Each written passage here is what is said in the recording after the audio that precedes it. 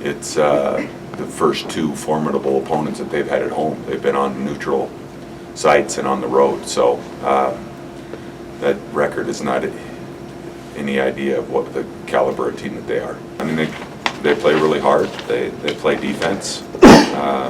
They've got, Baker and Van Fleet, guys that I remember watching in the NCAA tournament here in Salt Lake like 3 years ago. You'd think they'd be gone by now, but they did a lot of damage when they got to a Final Four with those guys as freshmen, if I'm not mistaken. And so, I mean, what more do you need to know when you got a couple guys that have played that many minutes and been that successful that they're now seniors and leading their team? They've got a lot of pieces to the puzzle and play the game the right way, and they're not going to beat themselves. That's probably the biggest thing. What makes Van Fleet so special?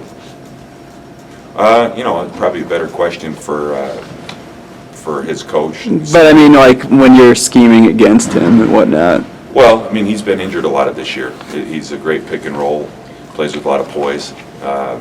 Not a high turnover type of guard, but makes the simple play. Is strong, has the ability to get to the rim.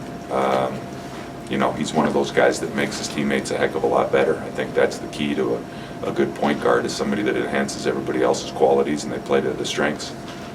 You mentioned the tough crowd environment. How crucial is this type of game to getting your team ready for those type of matchups in conference play?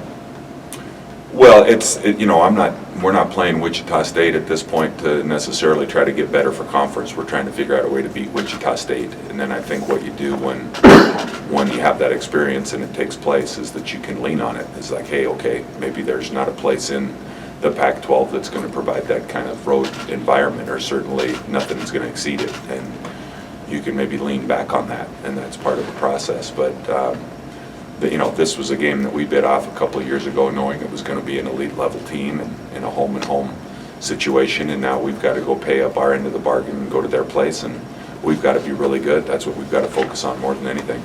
Overall, as a team, if you look at our percentage at roughly a third, 33%, still when you do the real field goal percentage, those are 50%ers. So it's not the end of the world, but we've got to get a lot more from 5 guys. You can look on the stat sheet and see the 5 guys that are shooting in the 20s, 2 of our power forwards and 3 of our guards. And, if we can get clicking, as I've said before, it's not a team where we want to go out and start the game shooting threes. I think we've established a post presence with a few guys. And if we can start hitting the open ones and start taking wiser shots at better times, I think it can be a deadly combination for us offensively. But I'm not as worried about our offense. We're doing what you're supposed to do.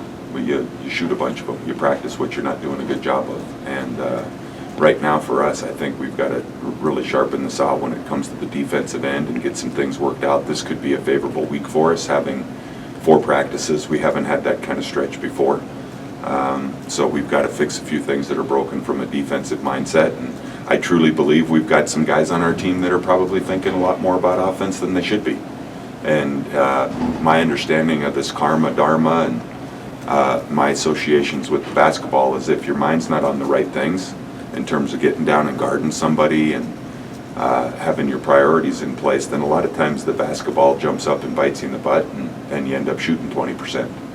So if we get back to thinking about what's really important and moving the ball and taking good shots and not complicating things, I think that's going to help our offensive field goal percentage.